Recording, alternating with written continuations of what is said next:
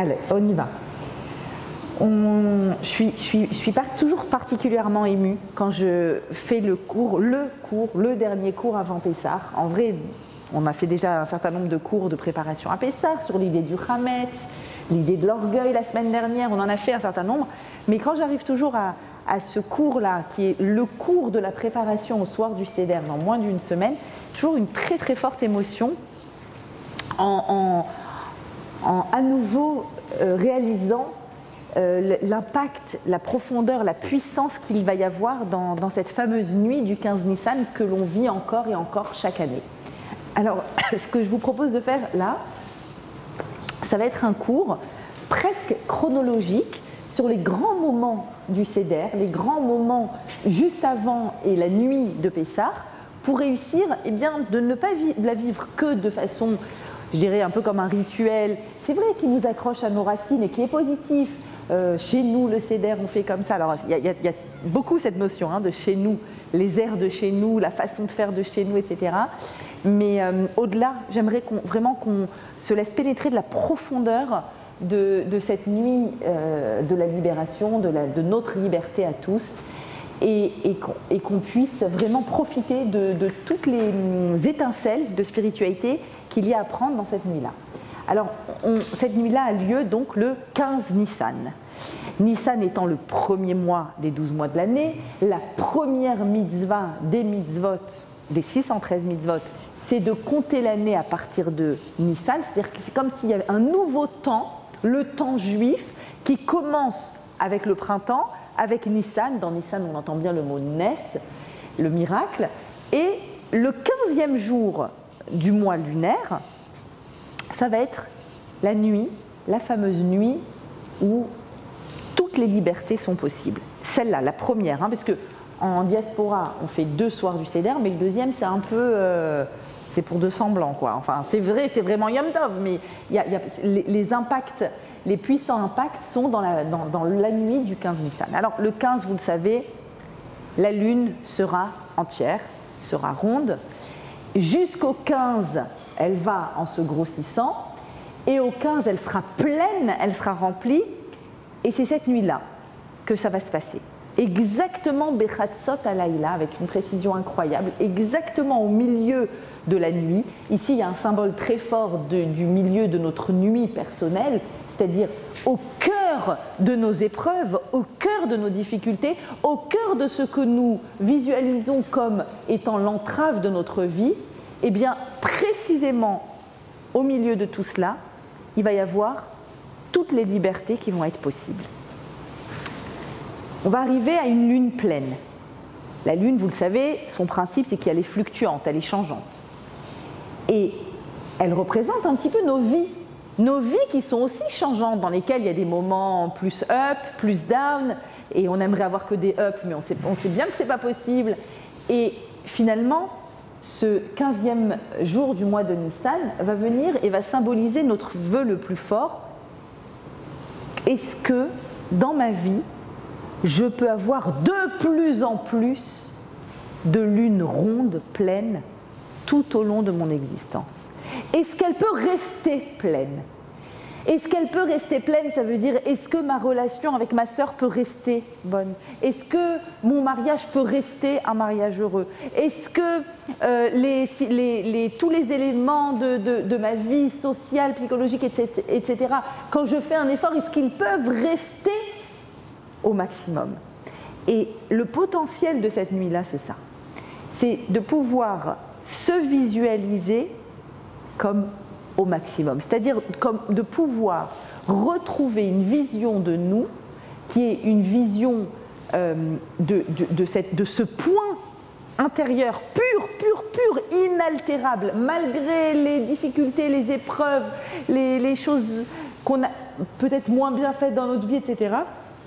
Est-ce que je peux, un petit peu comme un oignon qu'on épluche, on épluche les couches superficielles jusqu'à arriver au cœur, et au cœur, eh bien là, dans cet endroit, je vais pouvoir me reconnecter avec ma propre authenticité. C'est ça l'enjeu de la nuit de Pessah. C'est-à-dire, c'est un petit peu comme si je vous disais, au lieu d'aller et de faire une thérapie de 10 ans sur un divan, va vivre la nuit de Pessah. Ça paraît dingue, on est d'accord? Comment tu fais un raccourci pareil?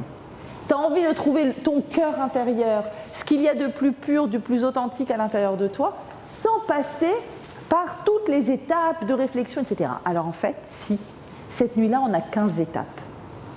Vous voyez, le chiffre 15 va rester très présent, c'est le 15e jour du mois de Nissan. Il y a 15 étapes, vous connaissez, Kadesh, Uratz, Karpas, Yachatz, Magid, Rorta, on les connaît. Jusqu'à Hallel, Nirtza. Nirtza, ça veut dire je suis désiré, c'est ce qu'on veut le plus atteindre dans notre vie. Qu'est-ce qu'on veut? Se sentir désiré. Qu'est-ce qu'une épouse veut? Qu'est-ce qu'un enfant veut? Qu'est-ce qu'une mamie veut? Qu'est-ce qu'on veut dans la vie? Est-ce que je suis Nirtza?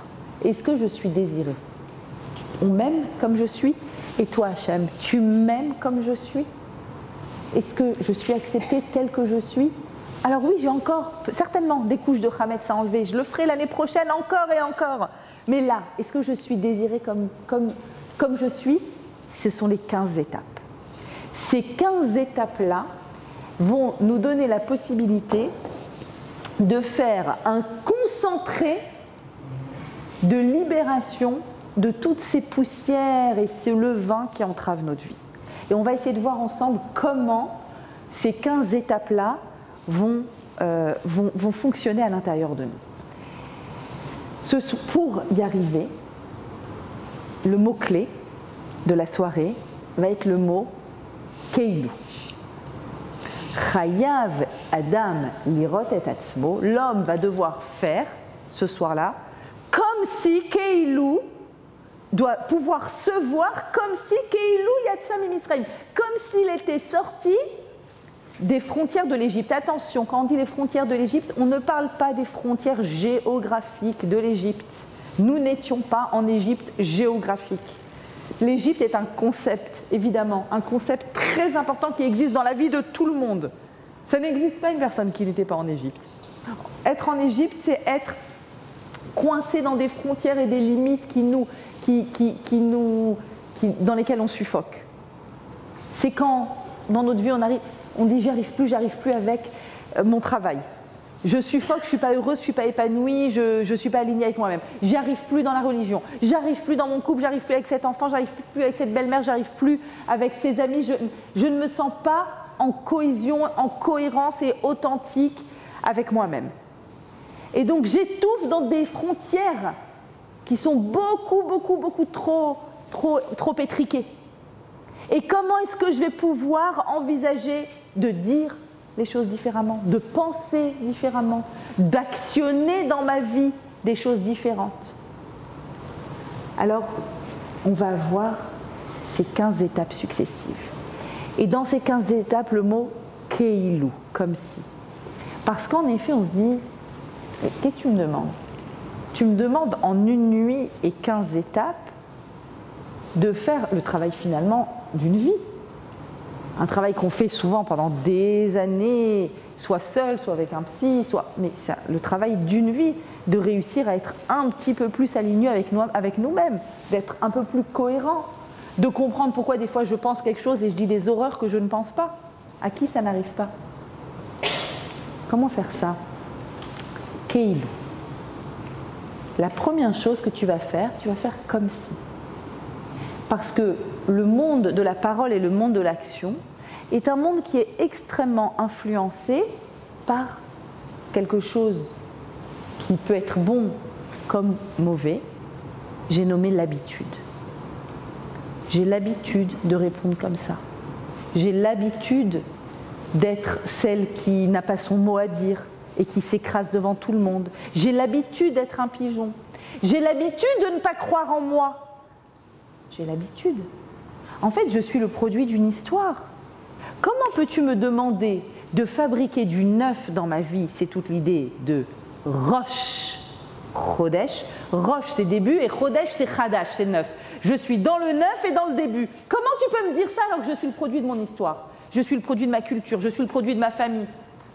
Je suis le produit d'une civilisation. Comment est-ce que tu peux me dire tout d'un coup que je vais pouvoir faire émerger quelque chose, des réalisations neuves à l'intérieur de ma vie? Keilu. Commence par faire Keilu. Fais comme si. Vas-y, allonge-toi sur le côté gauche. fais-toi servir. D'habitude, c'est toi qui sers, mais t'inquiète pas, tu vas servir aussi. Vas-y, non, on me sert. Fais comme si. Prends une posture de. Commence par prendre une posture. Pourquoi ? Pourquoi ? Parce que la plupart du temps, quand tu adorerais voir quelque chose de neuf émerger dans ta vie, tu as l'intelligence de dire ah, si seulement c'est ilou, si seulement, c'est le mot le plus asservissant au monde. Si seulement j'avais comme elle un mari qui travaille et qui gagne bien sa vie et qui est constant. Si seulement j'étais née dans une famille plus pratiquante et dans laquelle ma famille ne me dit pas que... Et si seulement j'avais eu accès bien avant, s'il y a 20 ans j'avais eu accès aux cours, combien de dames me disent ça ? Si j'avais connu les cours de Torah il y a 20 ans, mais j'aurais fait un autre mariage et j'aurais fait une autre vie, j'aurais fait ça. Si seulement, ilou. Mais est-ce que vous comprenez que dans ce mot ilou, si seulement, tu es complètement coincé. C'est ça l'Égypte. C'est ça la frontière qui m'étouffe. Si seulement, or c'est pas le cas. Donc c'est pas possible. Donc j'y arriverai pas. Donc je justifie de tous mes échecs. C'est pas de ma faute. C'est la faute de Ilou. Je connais Monsieur Ilou. C'est lui. Il est venu dans ma vie et en fait tout ce que j'espérais n'est pas là. Toutes ces conditions-là ne sont pas là. Et donc ça justifie tous mes manquements.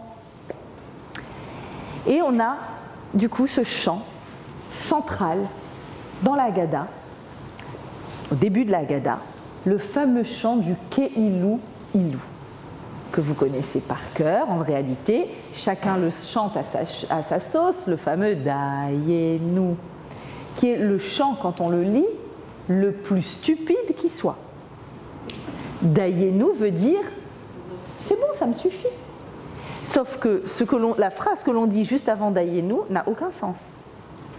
Si tu ouvres la mer devant nous, Dieu, mais que tu ne la refermes pas sur les Égyptiens, Dayenu, pardon, si tu ne la refermes pas sur les Égyptiens, ils te courent derrière et ils te massacrent. Si tu nous mets 40 ans dans le désert sans nous donner la manne, on meurt de faim. Si on n'a pas la manne. Dayenu ? Non, pas Dayenu.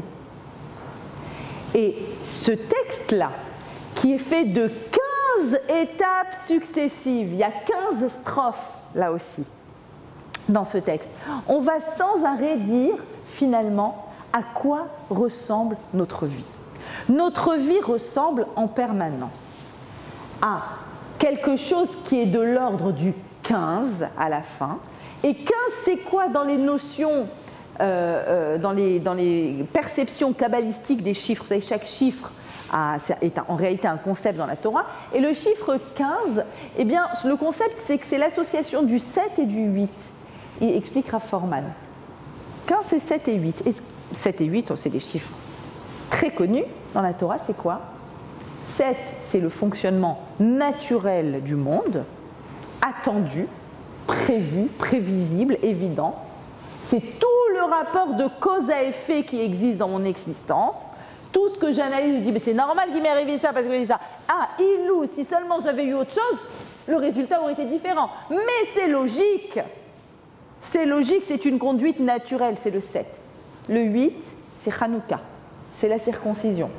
C'est le hors norme, le hors nature. C'est l'inaccessible. Et finalement, les 15 strophes de Dayenu, qui sont écrites sous la forme de « Ilou, si seulement quelque chose, vélo » et qu'on n'avait pas eu la suite qu'on attend, vous voyez que le terme « Ilou », vélo, c'est les mêmes lettres à l'envers. « Ilou », c'est un mouvement en avant. C'est à chaque fois dans ta vie que tu te lèves le matin et tu dis ah, « aujourd'hui il va se passer ça ». Tu dis ouais, on m'a appris pensée positive, j'ai la pensée positive, j'y vais du pied droit, c'est bon, Ilou, si seulement. Et en même temps, dans ta tête, tu dis, oui, mais il ne faudrait pas que vélo... Ah, c'est vrai, mince, dans la vie, il y a des entraves aussi. La lune n'est pas toujours ronde, elle n'est pas toujours entière. Et il y a des épreuves. Comment je m'accorde avec tous mes espoirs associés à un certain nombre de réussites évidentes et tout ce qui entrave mon avancée, tous les freins, toutes les résistances de la vie. Ilou, j'ai avancé. J'ai fait un pas en avant. Je suis montée sur une marche. Vous savez, les 15 étapes du Seder, c'est 15 marches. Il y avait exactement 15 marches pour monter vers l'endroit dans lequel on donnait les sacrifices au temple. Entre la Hazara, ce qu'on appelle le lieu où il y avait tout le peuple, et le lieu où il y avait les Kohanim, il y avait 15 marches pour monter. Et d'ailleurs, dans les psaumes, il y a exactement 15 psaumes qui s'appellent Shir la Ma'alot, le chant des marches. Parce que sur chacune des marches, les Lévi'im s'arrêtaient et entonnaient un chant. Et ces 15 marches-là, finalement, c'est les 15 étapes de notre vie qui sont l'association du 7 et du 8, c'est-à-dire d'une conduite naturelle, d'une avancée et finalement d'une épreuve, d'une résistance, d'une difficulté dans laquelle moi j'ai l'intime conviction que soit tu m'as abandonné, soit j'ai fait le mauvais choix, soit j'ai pas de chance dans la vie, mais je vais être obligée d'essayer, de tenter d'apporter des réponses naturelles à un mouvement qui m'a freinée dans un désir d'avancer. Et qu'est-ce qu'il s'avère dans ce chant? Dans ce chant, il s'avère qu'à chaque fois que quelque chose nous a résisté, beaucoup de choses nous ont résisté. On sort d'Égypte, c'est génial. Ah, mince, il y a la mer. Hachem, tu les as sortis d'Égypte, vas-y, ouvre la mer direct. Pourquoi tu les angoisses? C'était la pire angoisse. Ça va être fêté le 7e jour de Pessah, l'ouverture de la mer. C'est ça qu'on fête les deuxièmes fêtes de Pessah. Pourquoi? Ils t'ont suivi, ils sont sortis avec la galette. Pourquoi? Parce que de cette épreuve va émerger une autre compréhension, plus proche et plus intime de ce qui se passe en eux. Et puis ensuite même, ils bénéficieront de cette épreuve quand ils verront la mer se refermer sur les Égyptiens. Et la mer faire sortir tous les trésors qu'il y avait. Vous savez que les vagues ont expulsé, ils sont restés sans arrêt à ramasser des diamants, des 1000 carats, des 2000 carats. Donc ils ont ramassé, ils se sont fait un trésor monumental avec ça. Et puis ensuite, on n'a pas à manger, il va y avoir la manne. Et puis ensuite, etc., etc. Il y a eu une chose après l'autre. Quels autres exemples je peux vous donner? S'ils ne les avaient pas noyés, s'ils n'avaient pas subvenu à nos besoins, on a dit, etc. Donc à chaque fois, les 15 étapes, c'est 15 difficultés, mais ces difficultés elles ont l'air d'être irréductibles, elles font partie de notre existence, mais elles font partie de notre existence de façon saine quand on a réussi à les intégrer et à en faire un marchepied. C'est un petit peu comme dira Forman, si j'avance, j'ai quelque chose qui me résiste, mais ce qui me résiste va me permettre de mettre le pied sur la marche suivante, etc., etc. Et c'est finalement comme ça, toute l'histoire de notre existence, à chacune des épreuves, quand on regarde notre histoire, que ce soit à l'échelle collective ou à l'échelle individuelle, il y a en permanence des éléments qui vont venir freiner notre avancée, mais qui sont en fait des éléments qui nous aident à aller de l'avant encore et encore. Alors, tout ça, ça va nous permettre de vivre une nuit, en fait, une nuit dans laquelle on est clairvoyant. C'est ça l'idée. L'idée, c'est que ce n'est pas une nuit dans laquelle on a dit qu'on n'a aucune difficulté. Rien n'entrave notre existence, pas du tout. On est né, on a été créé dans un monde dans lequel on a un corps qui entoure notre âme et on va avoir un certain nombre d'épreuves et de difficultés. Pourquoi? Tout simplement parce que c'est l'objectif de la création. C'est que l'humain vienne sur Terre et qu'il soit capable de construire au maximum ou Dieu préserve de détruire. On est capable de vivre les deux extrêmes. Et c'est entre nos mains. Donc forcément, en arrivant sur Terre, il va y avoir un tas d'éléments qu'il va falloir que l'on raffine, que l'on exerce notre liberté dans le monde pour pouvoir amener le monde vers quelque chose de plus rédimé, parce que c'est notre objectif. Mais pour cela, puisque c'est l'objectif de la création de l'homme, pour cela, il va y avoir des résistances, des difficultés et des épreuves. Le soir du Seder, l'objectif est de réussir à la fin à dire le Hallel. Qu'est-ce que c'est que le Hallel? C'est le seul jour de l'année où on va dire le Hallel la nuit. La nuit.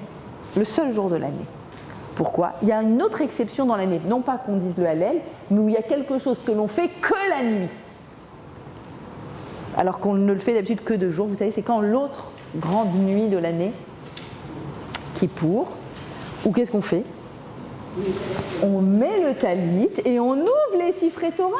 On sort les Sifrei Torah. Normalement, la lecture se fait toujours à la prière du matin du Sefer Torah. Le talit ne se fait que de journée. Et tout d'un coup, le soir de Kippour, quand on arrive à la synagogue pour Kol Nidré, la synagogue a l'air d'être lumineuse. Tout le monde est en blanc, les talits du matin. Les Sifrei Torah sont dehors. Cette nuit-là, il ne fait pas nuit. Il fait jour. Et à nous de comprendre dans la symbolique ce que ça signifie.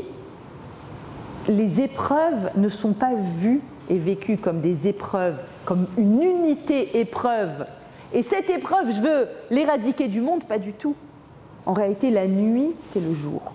La nuit, c'est le jour, ça veut dire que même les contre-marches, les résistances et les difficultés sont là pour me donner une compréhension de moi-même à un niveau infiniment plus raffiné. Et donc, en réalité, cette nuit-là, on peut faire le Hallel. Parce que cette nuit-là, ce n'est pas une nuit. C'est une nuit où il fait jour. C'est une nuit où tout prend du sens. Et où nous devons, nous, réussir à comprendre le sens de ce qui nous résiste et surtout, à faire en sorte que ces verrous-là qui sont dans nos vies, allons au soir du Seder avec tous nos verrous. Et ces verrous-là, on a une possibilité de les déverrouiller comme à aucun autre moment de la vie. Toute la vie, toute l'année, on a la possibilité de déverrouiller des verrous. Toute l'année. Mais à quel prix? Combien d'efforts? Combien de réflexions? Combien de larmes? Combien de communication, d'échanges, et moi et toi, et c'est pour ci et c'est pour ça. Là, ça se fait. Ça se fait. Juste venir avec. Voyons chronologiquement juste comment on va faire. Il ne faut pas louper cette étape. L'étape de jeudi soir cette année et vendredi matin. Jeudi soir, qu'est-ce qu'on fait? À la bougie, 10 Hametz. Ça fait 1 mois que tu enlèves le Hametz, et là, qu'est-ce que tu fais? Tu as l'intelligence de prendre du Hametz, pas beaucoup, moins que Kazaïd. Il faut bien le fermer dans les petits bouts de papier, d'accord? Bien fermé avec du scotch, ce que vous voulez, et bien noter où vous les cachez, ça aussi c'est très important qu'il n'en reste pas. Et donc voilà, chez nous l'habitude c'est que les enfants cachent et que nous on va chercher.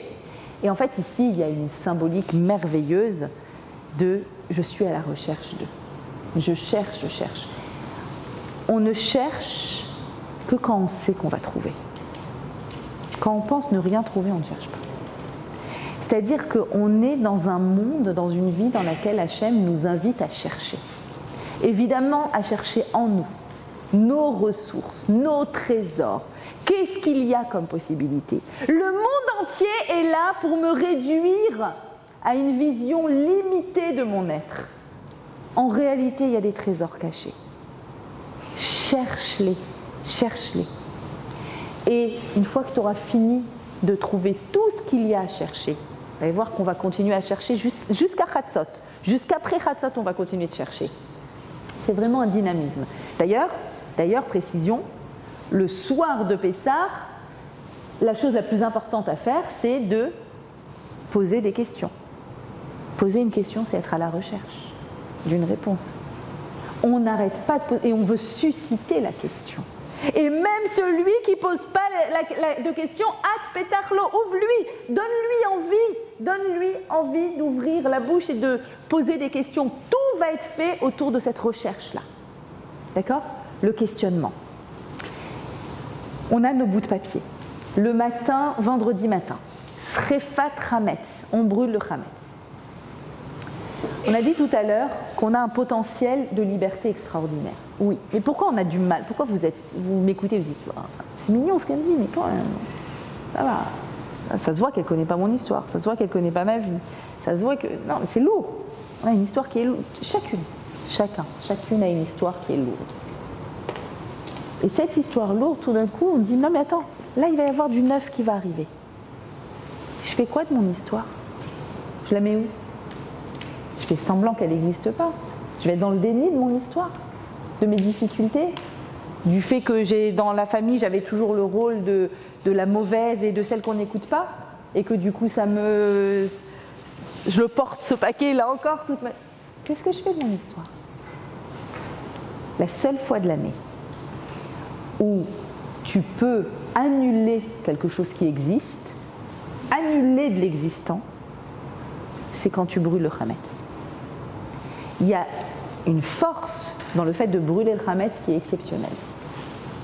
J'ai lu comme ça, qu'on peut même, pour bien comprendre la symbolique du moment où on va vraiment le brûler, faire un feu, faites un feu et brûlez ce papier avec les petits mini bouts de pain, de pita qu'il y a dedans. En même temps qu'on va le brûler, sur le bout de papier, écrivez ce que vous avez envie de brûler.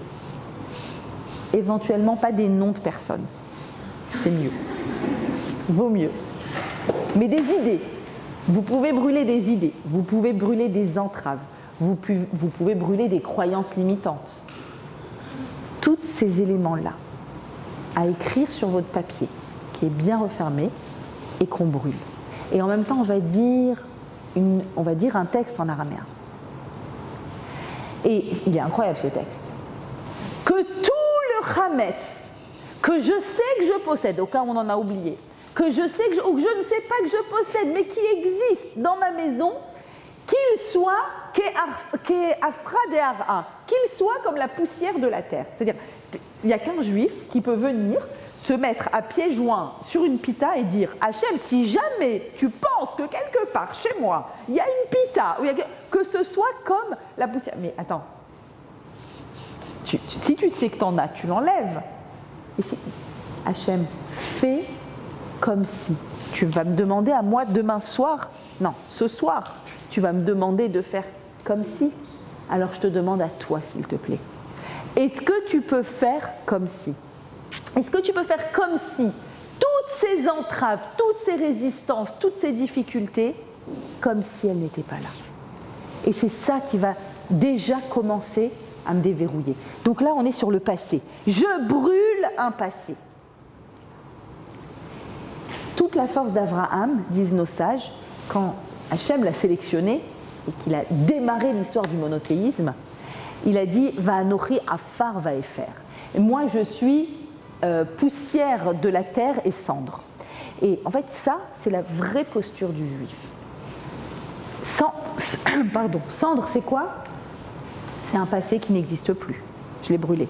Poussière de la terre, c'est quoi? C'est un terreau fertile. Si tu arrives à chaque moment de ta vie à dire « Je ne suis pas le produit de mon histoire, je suis à l'origine de mon futur », alors tu peux en permanence réussir à trouver des ressources nouvelles. Mais ça demande un dynamisme extraordinaire. Donc, premier élément, on brûle le passé. Ensuite, qu'est-ce qu'on fait? On prépare notre Kehara de Pessah. C'est quoi la Kehara? Le plateau. Les lettres Kehara sont les mêmes lettres que le mot Rakia. Rakia, c'est les cieux. Je ne sais pas ce que ça veut dire et vous non plus, mais je sais qu'il y a 7 niveaux au-dessus de nous. Au-dessus de la Kehara, qui comporte des symboles très forts, le symbole de l'amertume, le symbole du Korban Pessah, le symbole de la Haroset, le mélange des... Il y a plein de symboles sur le plateau de Pessah. Tous ces symboles-là, les Chachamim ont décidé de nous créer un plateau qui symbolise l'unité entre nos difficultés et nos réalisations, le fait que dans les difficultés, on ait réussi à réaliser des choses. Au-dessus de la Kehara, il y aura une ouverture du Rakia, les cieux. Et je pense que c'est de là que ça vient, cette idée, cette très jolie idée qui vient plutôt des pays du Maghreb, de prendre la Kehara, le plateau du Seder, et de faire Bibilou. Alors, il y a plusieurs versions du Bibilou, elles sont toutes géniales. Pourquoi on prend le plateau et on le fait tourner sur la tête? Je pense, il me semble, qu'il y a vraiment, c'est écrit comme ça en termes kabbalistiques, qu'au-dessus du plateau, vraiment, les cieux sont ouverts. Il y a un potentiel tellement incroyable dans ce plateau qu'on le met sur la tête de chacun. Et c'est vraiment, c'est au-delà du petit moment gênant où chacun regarde son petit plateau, c'est un moment de prière. C'est un moment de prière, de cieux qui sont ouverts. Et là, vous avez en tête les verrous. Vous les avez en tête avant, parce que vous avez déjà écrit sur votre papier, parce que vous cherchez le Hametz depuis longtemps, et vous savez qu'est-ce qui est difficile. Moi, c'est la rancune, non, moi, c'est la jalousie, non, moi, c'est que j'arrive pas à avoir confiance en moi. Et moi, tu as tout ça à l'intérieur de toi. Et quand on te fait cette libinou, on est au début du Seder, c'est le moment de dire, voilà, Hachem, puisque tout est ouvert, puisqu'on peut déverrouiller tous les verrous, alors voilà, maintenant, c'est ça. C'est ça qu'il me faut. Et avec cette prise de conscience très importante. On avance. Donc on est dans l'allumage des bougies. Alors cette année, allumage des bougies de Shabbat et de Pessah, de Shabbat et de Yom Tov. Donc avec un potentiel extraordinaire. C'est un allumage de bougies pour lequel il faut être très concentré. Toujours l'allumage des bougies, c'est un moment de prière, c'est un moment qui nous invite à voir la lumière intérieure. Vous savez bien que la bougie de Shabbat, elle représente l'âme, elle représente... Donc, est-ce que je sais déceler la singularité des âmes des personnes qui sont dans cette maison? Mais ce Shabbat-là, plus que jamais, l'objectif, c'est de réussir à nous, mamans, nous, épouses, nous, filles, de nous libérer du regard limitant qui est le nôtre. Mon mari est comme ça, mon fils, mon ado, ma fille, ma soeur. Ils sont tous avec le regard qu'on porte et de pouvoir se concentrer sur le côté lumineux.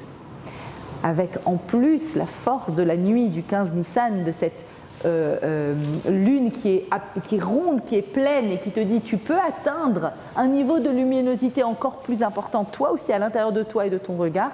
Et donc on va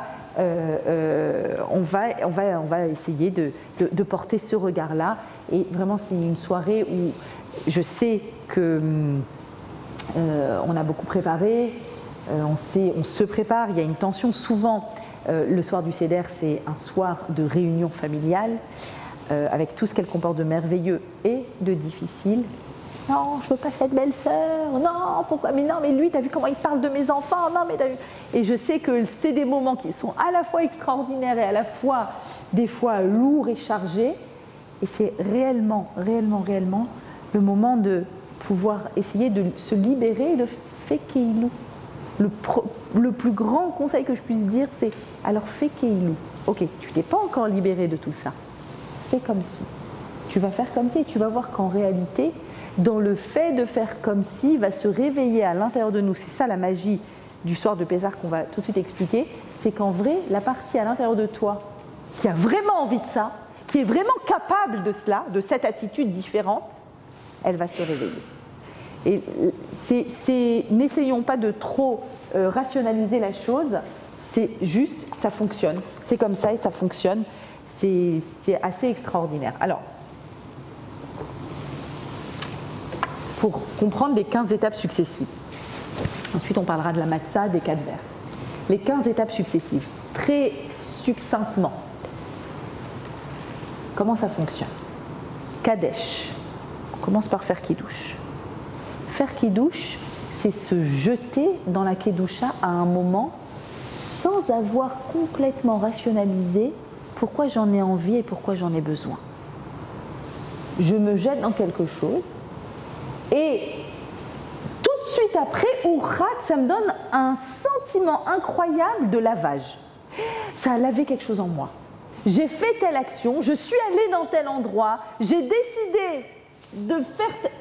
Et tu as le sentiment tout de suite que quelque chose... Mais attention, c'est un lavage qui est superficiel. On se lave les mains, mais sans bras. Donc il y a ce sentiment de lavage, mais superficiel. Karpas, on va... alors il y a une explication qui dit Karpas, c'est donc le hadama qu'on trempe dans l'eau salée, ce petit bout de légume, déjà pour éveiller la question. Alors la première raison pour laquelle, mais c'est pas le moment de l'apéritif, on n'a pas encore fait motzi ni rien, pourquoi l'apéritif maintenant? Pour faire poser des questions. Donc, dans mon cheminement, dans lequel je me jette dans quelque chose, ça me lave, ça doit réveiller des questions. Ne t'arrête jamais de poser des questions toute ta vie, jusqu'à 120 ans. La valeur numérique du mot Adam, l'homme, c'est ma. Ma, c'est quoi? La question. Nous sommes des questions ambulantes. On a des fois la chance d'avoir des réponses, quelques-unes. Mais on doit ne jamais cesser d'être une question ambulante. Et autre chose qu'Arpas, Klal Rishon Pesagour. C'est les premières lettres. Klal Rishon. En premier, Pesagour, la bouche fermée. C'est-à-dire, je vais être dans une posture de totale humilité pour pouvoir recevoir ce que j'ai à recevoir d'en haut. Ce soir-là, toute l'année, le fonctionnement du monde, c'est bouge, Hacham il bouge. Toute l'année, c'est ça la loi. Tu bouges pas, qu'est-ce que tu veux? Tu vas rester chez toi les bras croisés, le meilleur job et le meilleur khatan va venir chez toi, ça va pas ou quoi? Bouge, fais ce qu'il faut. Un soir dans l'année, où la seule chose que tu as à faire, c'est d'être assise à la table du Seder, c'est ce soir-là. Et donc, ça, qui douche, ça te lave. Question, Yachat. Yachat, on coupe la matzah en deux. Ah, les brisures que ça fait à l'intérieur de nous. Et on a ce moment où on a l'impression, on se dit, mais en fait, je suis encore plus en questionnement qu'avant. J'ai fait toute cette démarche, j'ai avancé, j'ai compris, j'ai agi, et tout ça pour arriver à une sensation de brisure intérieure. Et là, tu te dis, c'est qui le vrai moi? C'est elle ou c'est elle? C'est laquelle est la partie superficielle, laquelle est la partie intérieure? Je sais qu'il y a une partie de moi un peu sorcière, comme ça, et il y a une partie de moi, une sainte, vraiment. Je suis divisée ou je ne suis pas divisée? Il est où mon vrai moi? Vous savez combien de fois j'entends cette question? Mariacha, en fait, je ne sais pas qui je suis. Tant mieux. Tu es en train de devenir quelqu'un alors. Si tu ne sais pas qui tu es, tu es en train de devenir quelqu'un. Il y a la sensation de brisure à l'intérieur. Et qu'est-ce qui va régler cette difficulté? Ma guide. Parle. Il faut parler, il faut mettre des mots, il faut mettre des mots sur nos émotions, il faut mettre des mots sur nos vexations. Quand on n'est pas content de quelque chose, au lieu de faire la tête et de tourner la nuque, j'explique toujours, c'est ha-oref, ha-oref, c'est les mêmes lettres que par o. On ne tourne pas la tête à qui que ce soit, à qui que ce soit. Vous savez que la nuit de Pessah, c'est aussi la réparation de la vente de Yosef par ses frères. Donc des problèmes de fratrie, des problèmes de jalousie, des problèmes de marloquette, de division au sein d'une famille. Donc mettre des mots, n'importe quel mot est mieux que se taire. Ma guide, ma guide, ma guide. Vous savez que le mois de Nissan, explique Rav Moshe Shapira, il correspond, donc il y a les 12 mois de l'année, c'est écrit dans le Sefer HaYetzira. Le Sefer HaYetzira, c'est le livre le plus antique qui soit, qui est associé a priori à Avraham Avinu. C'est lui l'auteur. Et dans ce livre, il travaille sur les 12 mois de l'année, et chaque mois est associé à... parce que dans le monde, il y a quoi? Ça, peut-être je vous explique ça quand même, c'est très intéressant. Le monde est fait de quoi? Le temps, l'espace et l'humain qui est dans le temps et l'espace, qui intervient. D'accord? Le temps est divisé en 12, l'espace est divisé en 12 et l'humain est divisé en 12. Le temps en 12, les 12 mois de l'année.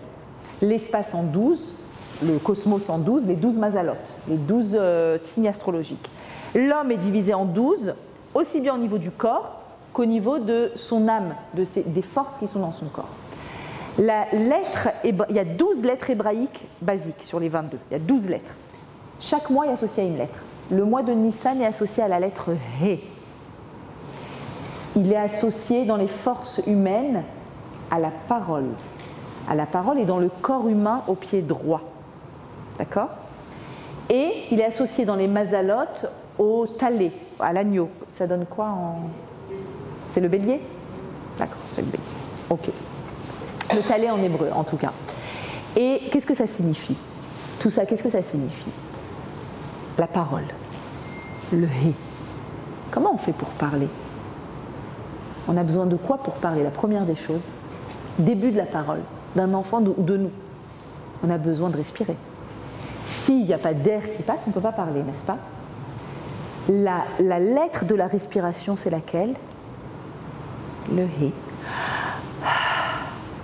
Comment je fais pour dire un hé? Le hé, c'est quoi?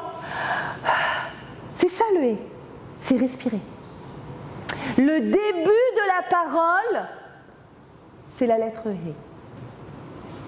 Le début de la marche, c'est le pied droit. Je commence. Je commence à marcher. Je commence à parler. Le début de toute chose, c'est le Nissan, c'est le hé. Comment je suis arrivée là? Qui se rappelle comment je suis arrivée là? Parce qu'il faut parler, exactement. Après Yahatz, merci. C'est-à-dire que, en mettant des mots, je démarre un processus. Une des choses les plus importantes à faire, c'est d'aider nos enfants, nos conjoints, ceux qui sont autour de nous, mais les enfants dès qu'ils sont tout petits, à mettre des mots sur leurs émotions. Qu'est-ce que tu ressens maintenant? Ils frappent. Qu'est-ce que tu ressens? Non, je veux pas. On ne fera pas. Dis-moi ce que tu ressens. Et on propose. Tu es triste? Ah non, tu n'es pas triste. Tu es déçu? Tu es en colère? Mettre des mots sur nos émotions, c'est ce qui va nous permettre ensuite d'avancer le pied droit et de marcher dans la vie. Et mettre des mots, c'est pour pouvoir s'exprimer. Et les questions sont des mots. Et la vie est faite de questions. Et on doit avancer avec nos questions. Et on doit aider ceux qui sont autour de nous, nos enfants, à poser des questions. Surtout pas sombrer dans un monde de réponses. On peut imaginer, c'est une erreur, c'est un monde qui se tord, qui est tordu. On peut imaginer un monde orthodoxe, pratiquant, qui est fait de réponses. C'est comme ça. Pourquoi? Comme ça. Pose pas de questions, c'est comme ça. C'est la pire façon d'éduquer un enfant. On a le droit de ne pas avoir de réponse à toutes les questions. Mais pour autant, tout est susceptible d'être remis en question. Et remettre en question, c'est être capable de reformuler quelque chose à l'intérieur de soi. D'être à nouveau encore quelqu'un et d'être en fait en fabrication de soi encore et encore. Donc on a dit Maguide. Une fois que tu as fait un long Maguide, il est long Maguide, tu parles. Rortsa. Là, tu te laves avec bracha. Et c'est là que tu as ce sentiment, je suis dans un domaine beaucoup plus authentique qu'avant. Ça y est, c'est moi. Je sens que ça, c'est moi. Et là, tout ce qui va se passer derrière, c'est Motzi Matzah. Tu recherches et tu trouves. Motzi Matzah. Et tu trouves quoi? Tu trouves la Matzah. Et là, je voudrais m'arrêter et expliquer quelque chose sur la matzah. Chag HaMatzot. La fête des matzot. Et à travers le fait de manger cette galette qui fait mal au ventre, on est libre. Qu'est-ce que c'est? Pourquoi la matzah rendrait libre? Pourquoi la matzah nous procure cette liberté? Alors là aussi, je voudrais partager avec vous cet enseignement de Rav Moshe Shapira qui est extraordinaire. Vous vous souvenez qu'on a brûlé le passé? On allume les bougies de Pessah, c'est Pessah, c'est le 15 Nissan. À ce moment-là, la lune n'est pas en train de, elle est pleine, elle est, c'est l'être, c'est le présent. Vous savez qu'on est beaucoup dans la fuite du présent. On est beaucoup soit coincés dans un passé qui nous entrave, qui nous limite, soit en train d'espérer un futur. Non mais c'est pas grave, un jour ça ira mieux. Non mais c'est pas grave, il se calmera. Non mais c'est pas grave quand il y aura les élections et que... Espérons. Plus tard. Soit je suis coincée là-bas, soit j'essaye je suis en train d'échapper à la réalité en imaginant plus tard, mais où t'es pas? T'es pas là. Là, maintenant. Essayez de sentir. Il faut se sentir où on est. Matzah, c'est quoi? Matzah, c'est le goût de la farine et de l'eau. C'est ça le goût. Le goût de la farine mélangée à de l'eau qui est cuite, c'est la matzah, la galette. Le goût du pain, c'est quoi? C'est le goût de la matzah, la farine, de l'eau, avec du temps. Avec le temps qui est venu faire son œuvre. Explique Rav Moshe Shapira. Il faut bien que tu comprennes que sortir d'Égypte, c'est pas sortir d'un lieu géographique, c'est sortir d'une certaine forme de conduite du monde vers une autre forme de conduite du monde. La forme de conduite du monde de l'Égypte, c'est-à-dire qu'en Égypte, c'est décrit dans la Torah comme étant le lieu où personne ne lève les yeux au ciel. Pourquoi ? Il ne pleut pas en Égypte. Et c'est tant mieux pour eux. Pas besoin que ça pleuve. D'où vient tout ? Le Nil et sa crue. Donc, c'est décrit dans un verset de la Torah, l'Égypte, c'est le pays d'où tu es sorti, dans lequel tout poussait avec un petit coup de pied, c'est l'image qui est donnée dans la Torah, avec un coup de pied dans les méthodes pour que le Nil puisse aller abreuver les champs, etc. Un geste du pied, le pied, pas le ciel, le pied, ce qu'il y a de plus bas dans le corps humain, avec un geste de ton pied, tu as tout sous-entendu, c'est le monde autosuffisant. On se suffit de ce qu'on a. Pas besoin d'aller vers la transcendance, pas besoin d'aller vers la question, pas besoin d'aller au-delà d'eux. On est limité dans des frontières. Et ces frontières, on s'autosuffit de ces frontières. Il n'y a rien de pire qu'une vie qui est la reproduction d'elle-même encore et encore et encore. Et de là, de cette conduite du monde, tu dois aller vers une autre conduite du monde. Laquelle ? Celle dans laquelle le monde n'a pas un goût de mensonge. Le goût du mensonge, c'est le goût du pain. Dit Rav Moshe Shapira, il n'y a pas plus grand mensonge que le pain. Le pain, c'est pas le goût de la farine et de l'eau. C'est le goût de la farine, de l'eau et je laisse. Et ça prend une proportion immense. Ça gonfle. Ça prend de la place. Et ça a un goût délicieux. Qui a dit que le mensonge n'était pas délicieux ? Qui a dit ? En fait, pourquoi c'est le goût du mensonge ? Parce que c'est le goût d'une conduite du monde qui a l'air d'être le produit d'une histoire. Tu sais pourquoi ce pain, il est gonflé, il est bon ? Parce qu'il a une histoire. Ça fait longtemps qu'il est en train de monter. Alors qu'on vient de dire que quoi ? Comment est-ce qu'on peut créer du neuf à l'intérieur de nous en permanence si on n'est pas limité par le produit d'un passé ? Si en fait on a une vision du monde dans laquelle Hachem en permanence construit le monde, construit le monde, construit le monde. C'est d'une exigence absolue. Vous allez me dire, on n'est pas à ce niveau-là, c'est vrai. On n'est pas au niveau de se dire en permanence, là, Hachem a recréé le monde à l'instant pour moi, je suis libre de mon histoire, je suis libre de mes croyances limitantes, je suis libre du regard que je porte. Non, tu n'es pas libre. Tu vois bien, tu es la même. La réalité, c'est qu'Hachem recrée le monde et recrée le monde. Quand on dit recrée, ça veut dire quoi ? C'est-à-dire qu'il te donne une énergie nouvelle à chaque seconde. La matzah, tu sais ce que veut dire le mot matzah en hébreu ? Il y a un verset dans Isaïe qui dit, attendez, je vous le retrouve pour le dire exactement. Que dit ce verset ? Hen la rive ou matzah tatsumu. Isaïe 58. La rive c'est une dispute. Matzah, c'est une dispute. On parle d'un monde, d'une situation dans laquelle il y a une dispute.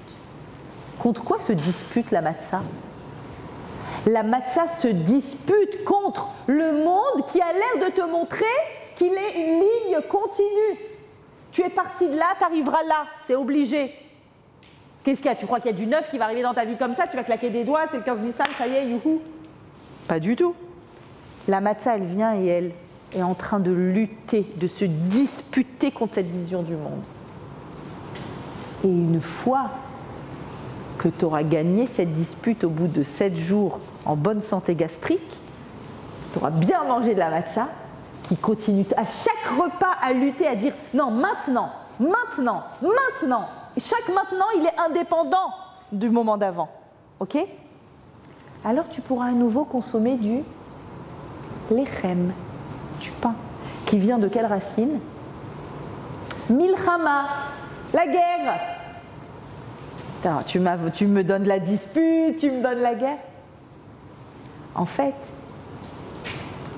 grâce à tes 8 jours de consommation de la matzah, tu vas gagner cette guerre. Quelle guerre? La guerre contre un monde qui veut t'imposer sa vision du monde, dit Rav Moshe.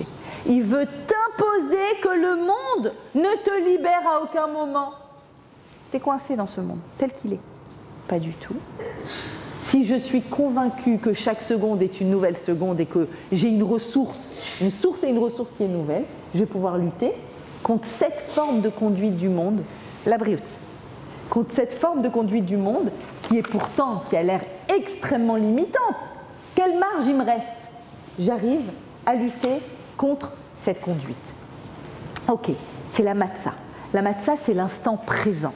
C'est le maintenant. Motzi matzah. J'ai lavé tout ça et j'ai trouvé. J'ai trouvé quoi? J'ai trouvé la capacité d'agir maintenant. Pas si seulement, pas peut-être plus tard, maintenant. Maintenant, je peux changer quelque chose. Là, maintenant. Sans autre condition. Je n'ai pas besoin que le jour où j'aurai toutes les conditions qui seront... Non, maintenant tu peux. Ok.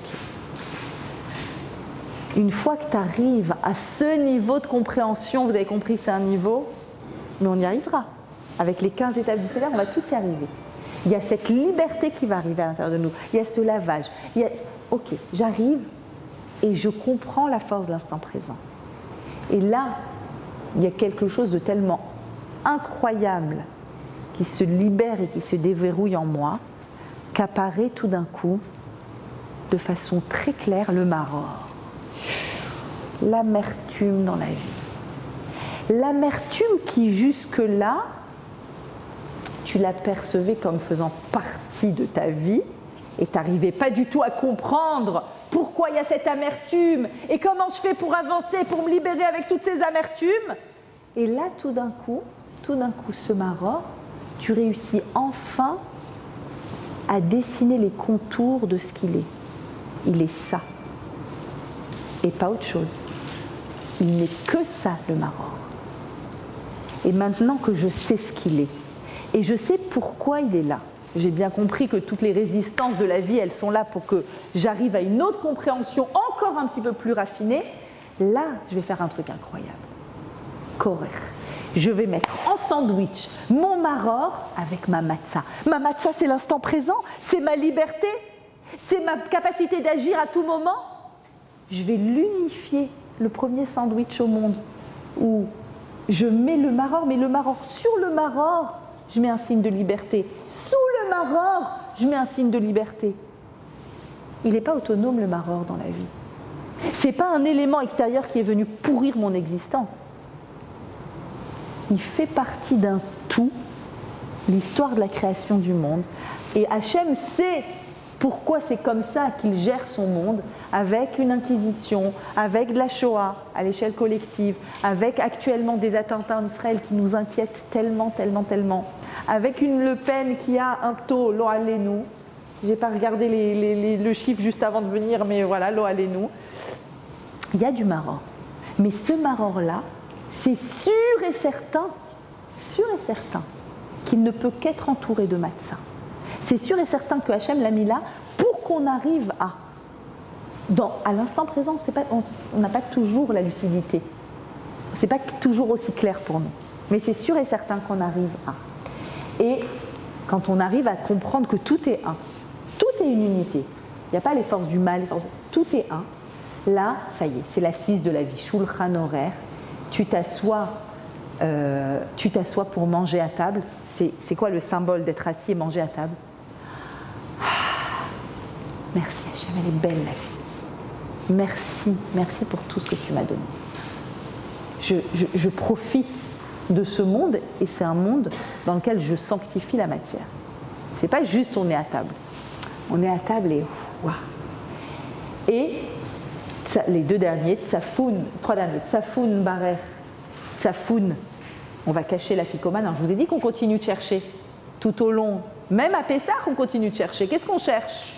On continue de chercher la ficomane. C'est quoi la ficomane? C'est quoi la ficomane?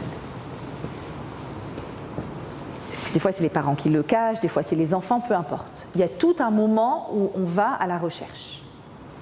t'arrêtes pas de chercher, même à la fin de Pessah, pas à la fin de Pessah, à la fin de la nuit, après Chatzot, après tout, ceux qui restent vraiment jusqu'au bout, qu'est-ce qu'ils voient, qu'est-ce qu'ils lisent à la fin de la Haggadah, un chant, il n'est pas obligatoire. Shir HaShirim, Cantique des Cantiques, il raconte quoi?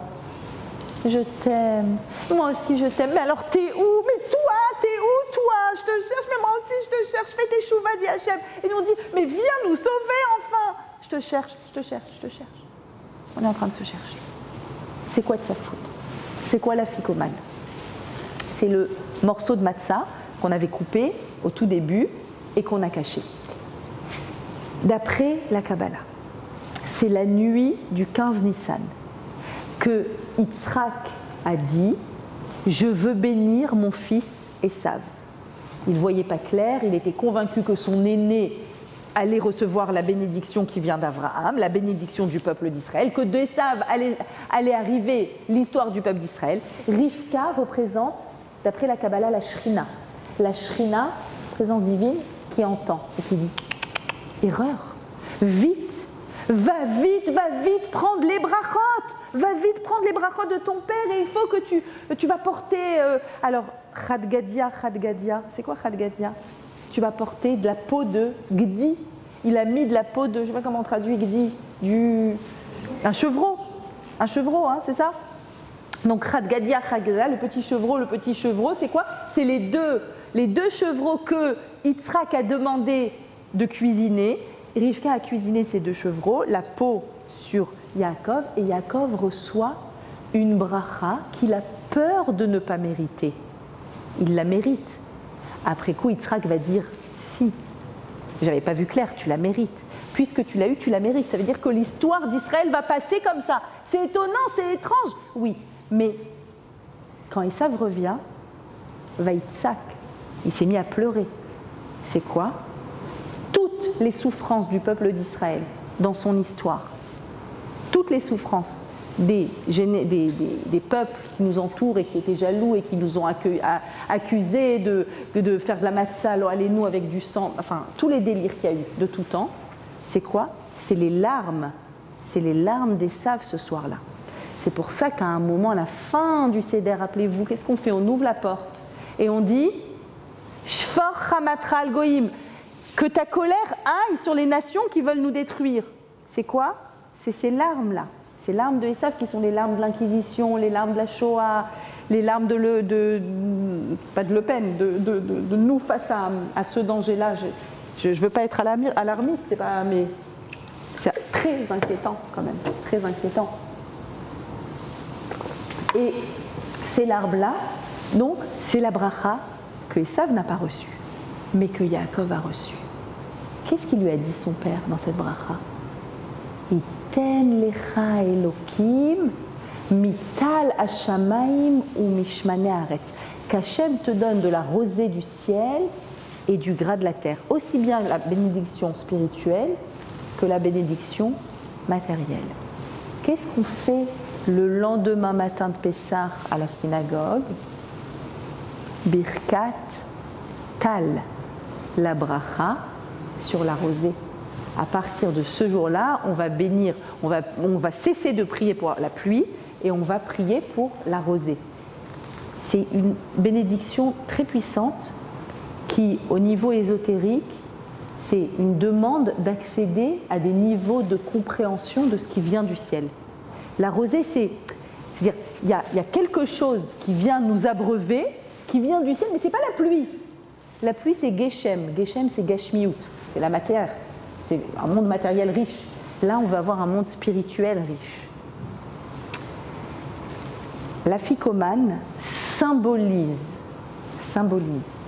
une bénédiction que tu as envie d'avoir, mais que tu ne penses pas que tu es légitime de l'avoir.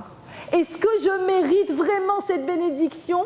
Elle est cachée, elle est tsafoun à l'intérieur d'une matzah, qui est une matzah brisée en deux, parce que ça c'est arrivé à l'issue d'une coupure, d'une brisure, d'une difficulté. Est-ce que je la mérite vraiment, dit Yaakov?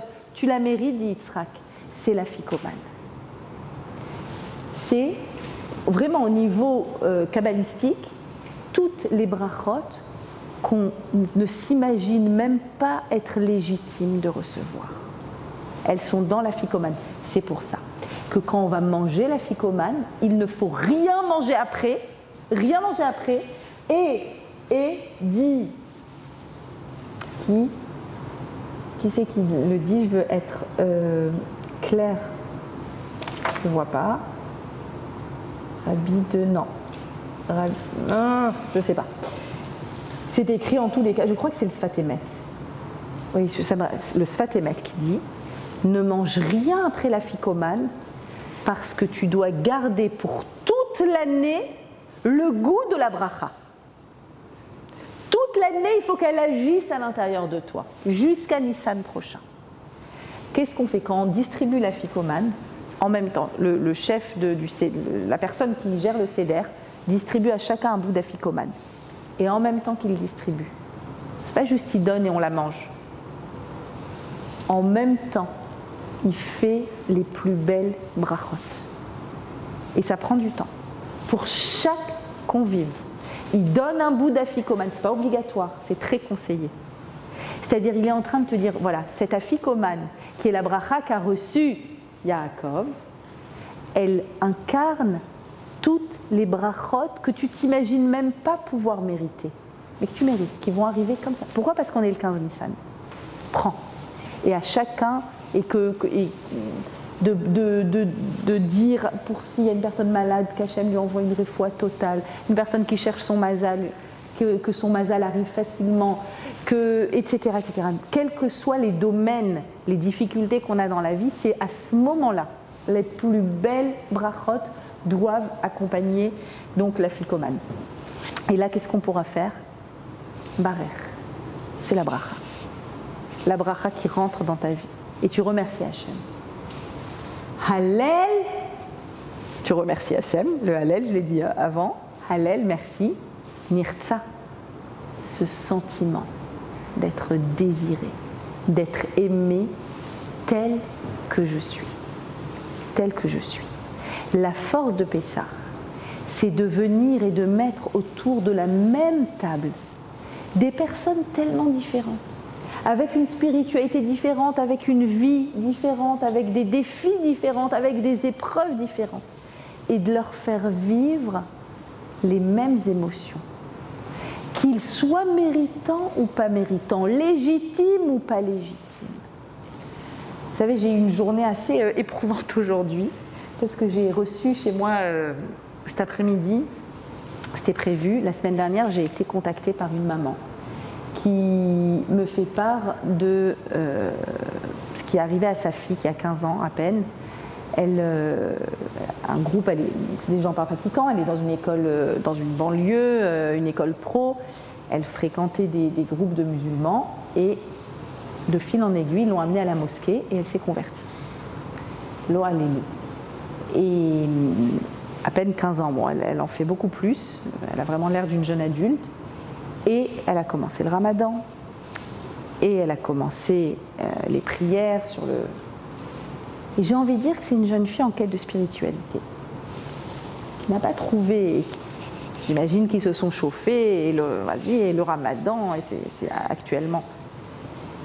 Et elle m'appelle en larmes, sauvez ma fille, qu'est-ce qu'on fait, comment on fait? Et je lui ai donné rendez-vous pour aujourd'hui sans vraiment savoir... Je l'ai reçue cet après-midi, la mère, la fille, etc. C'est pour ça que je suis arrivée ici avec la tête, j'avais mal à la tête, tellement. Et finalement, plus ou moins ce qu'on a décidé, c'est que, avec elle, avec la maman, etc., on a décidé qu'elle parte avec nous à Pessah et qu'elle fasse le seder avec nous. C'est-à-dire se jeter dans le Kadesh, Uchatz, Karpas, Yachatz, Magid, avec toutes les brisures, avec tout le maror, avec tout ce qui est difficile. Et même, en général, on dit, il faut être demandeur. Est-elle demandeuse de juste vivre le seder? Et Bezrat Hashem, elle va venir. Si Dieu va venir avec nous, elle a très envie de venir faire le seder et le vivre comme ça. Et c'est ça l'espoir. C'est qu'en fait, que tous les enfants soient à la table du seder. Et on ose même dire dans la Haggadah que le rachat aussi va y être. Il y a le chacham, l'intelligence, c'est pas un tzaddik, c'est un chacham. Il comprend bien les nuances. Il y a le tam. Il est simple, il dit, vous faites quoi là ce soir? Il y a une ambiance, j'ai vu de la lumière, j'ai vu de la musique, j'ai dit je viens. Allez, viens. Tam, tout simple. Il y a chez Noyode Alishol, celui qui ne sait pas poser de questions, waouh, fais-lui poser des questions. La vie, c'est une question. La vie, elle est complexe. Tu ne peux pas dire, non, moi ça passe comme ça. Pas possible, fais-lui poser des questions. Et le rachat, c'est celui qui va donner le nom à la fête de Pessah. C'est celui qui va venir et qui va dire, c'est dans Parashat Bo à la fin, quand vos fils vont vous dire, Ma avoda azot lachem, c'est quoi ce truc que vous faites, lachem. C'est quoi ce rituel là? Et vas-y, et on raconte les plaies, c'était il y a 3500, mais c'était à Yachasra, moi ce qui m'intéresse c'est aujourd'hui. Vous faites quoi là, votre truc, votre rituel? Il n'arrive même pas, ma avoda, c'est même pas précis. Et qu'est-ce qu'on doit lui répondre? Ve'amartem. Zevar Pessah ou Lachem. Regarde, je te montre, c'est le Korban Pessah. Tu sais pourquoi ce soir on mange le Korban Pessah et nous on met un os? Pourquoi? Parce que Hachem Asher Passach al-Bate Bene Israël. Hachem a Passover. Il est passé au-dessus. La fête, à la limite, Chag HaMatzot, ok, on le sent au niveau de l'estomac. Chag HaCherut, la fête de la liberté, c'est une idée que je comprends. Il faut se libérer de tout ce qui nous coince. Chag HaPessah, c'est un détail ou pas? Passover. En fait, on va dire à ce rachat, et il n'y a pas de rachat évidemment, il n'y a pas de rachat. On va lui dire, tu sais, ça c'est le Korban Pessah, tu sais pourquoi on l'appelle Korban Pessah? Parce que Hachem est passé au-dessus de nos maisons. Alors déjà, Hachem il n'a pas de corps. Oui. C'est quoi? Donc tu sais, Hachem il fait comme ça. Hop, je suis passé au-dessus. Ça doit bien le faire. Et à part ça, alors dit qu'il a sélectionné. La nuit du 15 Nissan, les premiers-nés égyptiens sont morts et nous on a été sauvés. Super, on a été... C'est quoi? Passer au-dessus. Et là, Pinchas Friedman me donne une explication qui m'avait tellement émue. Je l'ai découverte il y a quelques années, j'avais les larmes aux yeux. Il n'y a pas de rachat. Comment je sais? Comment je sais que je peux amener n'importe qui à une table de Seder et il se passera quelque chose? Il se passera quelque chose parce que c'est le Seder. Baït, c'est quoi? Vous vous souvenez que quand ils ont fait le Korban Pessah, ils ont pris le sang, ils ont mis sur les linteaux, l'ouverture. C'est quoi toute l'idée de Baït, d'une maison? C'est une idée très centrale. Quand on avait fait le confinement à Pessah, on a dit « Ah, c'est pas par hasard que c'est à Pessah que ça tombe ». Tout le monde devait rentrer chez soi la nuit du 15 Nissan, ne surtout pas sortir de la maison. Être dans la maison et signifier cette maison avec le sang sur les linteaux. Et Hachem, il passe au-dessus des maisons. Qu'est-ce que c'est avec la maison? Et regardez comment on est à fond dans les maisons en ce moment. Et la maison, et je nettoie, et je fais qu'on soit chez nous. La maison. Baït, conceptuellement, c'est la partie visible. Qui tu es, où tu es, ah j'ai ton adresse, c'est ta maison. La maison, c'est déjà un indicateur de qui nous sommes. On a une maison autour de nous. Notre maison suivante, c'est le corps. D'accord? Mais tout ça, ça ne fait qu'entourer, quoi? Notre âme. Il y a la partie visible et il y a la vraie partie essentielle, intérieure. Qu'est-ce que ça veut dire qu'Hachem il passe au-dessus de la maison? La maison signifie toujours l'aspect visible.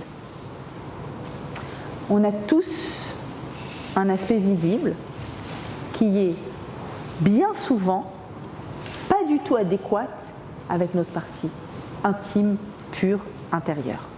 C'est pas adéquat. Ce qu'on voit de nous, c'est pas ce qu'on est. C'est de là que provient toutes les fois, tous les mensonges du monde. Toutes les fois où on se trompe, où on analyse mal, sur nous-mêmes, sur nous et sur les autres. Je vois quelque chose, mais ce que l'on voit d'une personne ne sera toujours une infime partie de son être. L'être, c'est d'infinies ressources. Et en plus, comme il y a souvent une inadéquation entre ce que je suis et ce que je fais, donc en plus, la partie qu'on voit de moi, c'est pas moi. en d'autres termes, qu'est-ce qui se passe quand on dit Hachem, il passe au-dessus des maisons? Qu'est-ce qu'il est en train de dire? Le Baal Hatanya, il dit, tu sais, il y a 3 catégories d'humains. Il y a celui qui est complètement à l'extérieur, qui ne fait plus partie du Dieu préserve. Il y a le tzaddik Baba Saleh inatteignable, et il y a tous ceux qui sont comme nous, il appelle ça le Benoni.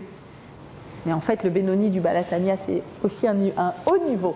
Mais en gros, la plupart d'entre nous, ce qui veut dire, c'est qu'il y a des moments où on est nous-mêmes étonnés à quel point on est magnifique, et il y a des moments où on est étonné de dire « pourquoi j'ai fait ça? Pourquoi j'ai dit ça? Pourquoi je pense tellement de mal de cette personne? En vrai, elle m'a... Enfin, ça va, quoi. Je ne sais pas à qui elle est, mais tout d'un coup, je pars en... Pourquoi je me vexe comme ça? Pourquoi je m'énerve comme ça? Inadéquation. Alors, qui tu es vraiment? Cette nuit-là, mais que cette nuit-là, surtout cette nuit-là, il ne faut pas passer à côté. Hachem, il va aller chercher une seule chose chez toi. Le point pur, inaltérable, qui vient d'Abraham, Yitzhak et Yaakov, qu'on a hérité, qui est là, il est là, chez tout le monde. Et il va passer au-dessus de la maison. Il va passer au-dessus de la partie visible de toi. Il va dire, je m'en fous de ça. Ça, c'est parce que la vie, elle est compliquée. Ça, c'est parce qu'il y a eu un contexte familial. Ça, c'est parce qu'on l'a mené à bout et qu'il y a eu des situations de... C'est pas elle, c'est pas lui. Je passe au-dessus de ce que je vois et je ne considère que l'intérieur. C'est ça, pass-over. Et en fait, ça doit me donner une idée incroyable. Si toi, Hachem, cette nuit-là, tu vas complètement passer au-dessus de la partie visible, alors peut-être que moi, ça va me donner la possibilité aussi de réussir à passer au-dessus et à faire Keilou et à ne pas être encore et encore dans le Hilou et espérer et imaginer et me vexer et lâcher un mot. Ce soir-là, même si on a préparé une table de ouf et que la nappe elle est blanche, et un enfant renverse le jus de raisin sur la nappe blanche, je ne me mets pas en colère. Je fais Keilou. Keilou. Oh, bah justement, j'aimais tellement pas cette nappe. Je la trouvais affreuse. Ah bah justement. Keilou. Mais ce qui est extraordinaire, c'est que quand tu fais Keilou, tu te dis, mais ce Keilou en vrai, c'est une vraie partie de moi aussi. Mais j'interdis à cette partie de s'exprimer. Parce que je suis dans Ilou. Et là, c'est là que ça s'ouvre. C'est là que ça s'ouvre pour nous. Et on va en même temps. Alors, je voudrais ne pas passer à côté de quelques... Oula, le temps passe. Ok, la parole. Ce soir-là, on va réussir à nettoyer toutes nos fonctions buccales. Qu'est-ce qu'elle fait, la parole? On a dit tout à l'heure le hé. Elle parle, elle respire.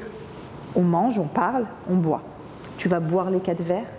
Tu vas manger la matzah. Tu vas parler la Haggadah.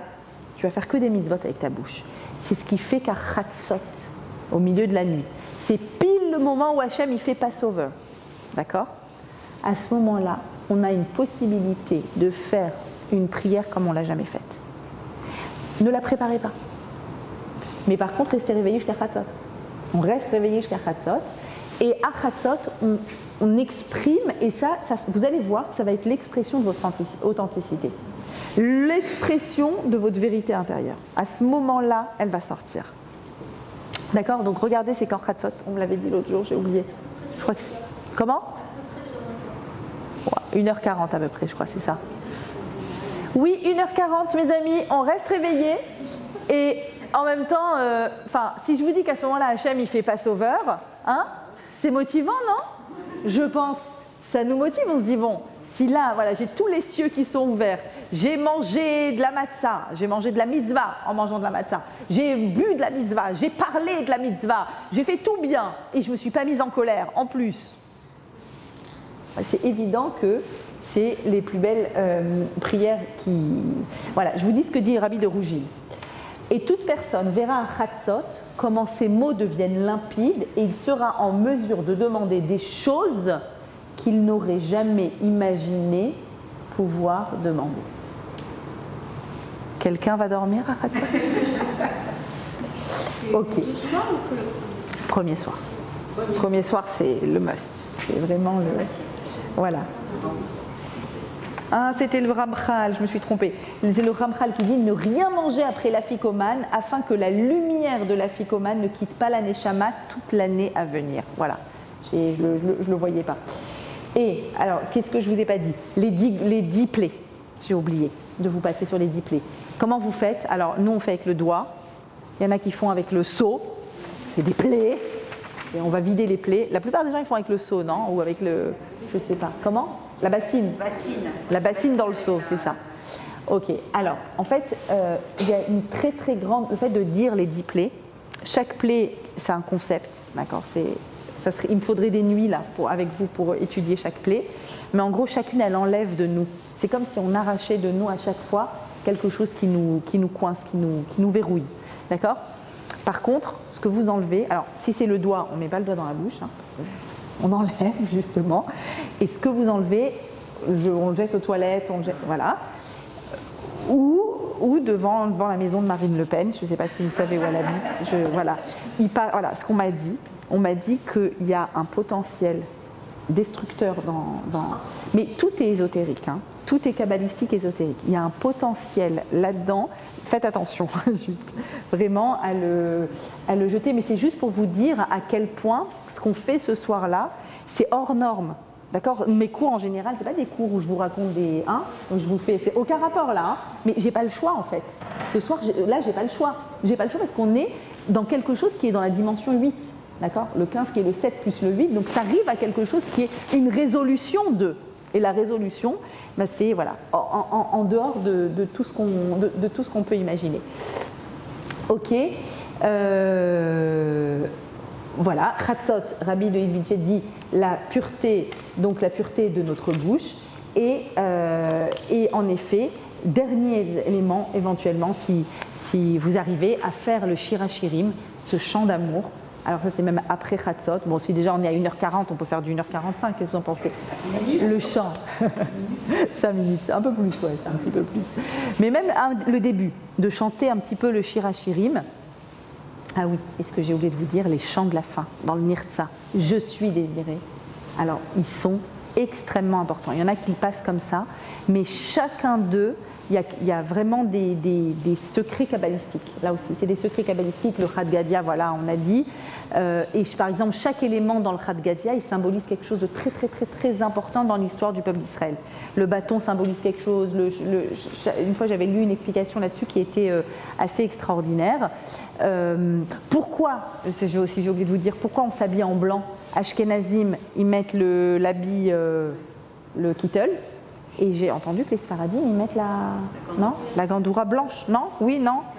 Certains. Bon, en tout cas, il y a une source à tout ça.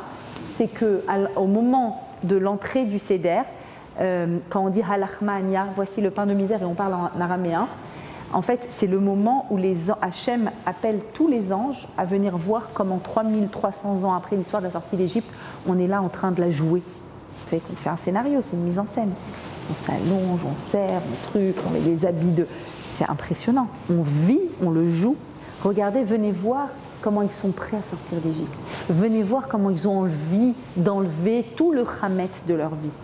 Et les anges, eh bien, quand on dit voici le pain de misère, que tout celui qui veut venir s'attabler, c'est un peu tard pour faire des invitations, on est d'accord? Ça y est, on est à table. En fait, on invite qui? On invite, il y a écrit dans les textes, à Famalia, la famille céleste. C'est la famille céleste qui s'invite à venir à notre table du Seder. Donc il se passe des choses qui sont au-delà du rationnel. Je suis désolée de vous faire un cours tellement irrationnel aujourd'hui, mes amis, mais vous avez compris que oui, toutes ces entraves, ça nous aurait suffi. Pourquoi? Parce qu'on sait très bien que quand arrive une résistance dans notre vie, c'est pour nous mener où? À la Géoula totale, et c'est ce qui se passe quand on dit les Shana Abba, Birushalayim Abnouya Bezrat Hashem, une solution vraiment pour voilà, toutes ces personnes, comme cette jeune fille que j'ai rencontrée cet après-midi, qu'elles puissent toutes retrouver le chemin, et Bezrat Hachem, une bonne santé pour tout le monde, et Bezrat Hachem, un bon mazal pour toutes les jeunes filles et toutes les personnes qui sont en voie d'eux, qui cherchent une route, un chemin, etc. Je vous souhaite, Bezrat Hachem, tout le meilleur. Merci à Myriam d'avoir organisé ce cours. C'est son initiative. C'est elle qui a voulu faire un cours pour vraiment se vivre un Seder libérateur. C'est ce qu'on veut. Et vous verrez des résultats extraordinaires. Et le 7e jour, bon, je vous enverrai un cours dans l'application, un cours sur le 7e jour, l'ouverture de la mer, avec là, c'est toute la dose d'Emouna dont on a besoin toute l'année à venir. On fera le plein de Emouna la nuit de l'ouverture de la mer, si Dieu veut. Vous allez voir des libérations extraordinaires. Bezrat Hachem, amen. Merci à vous. Merci à vous.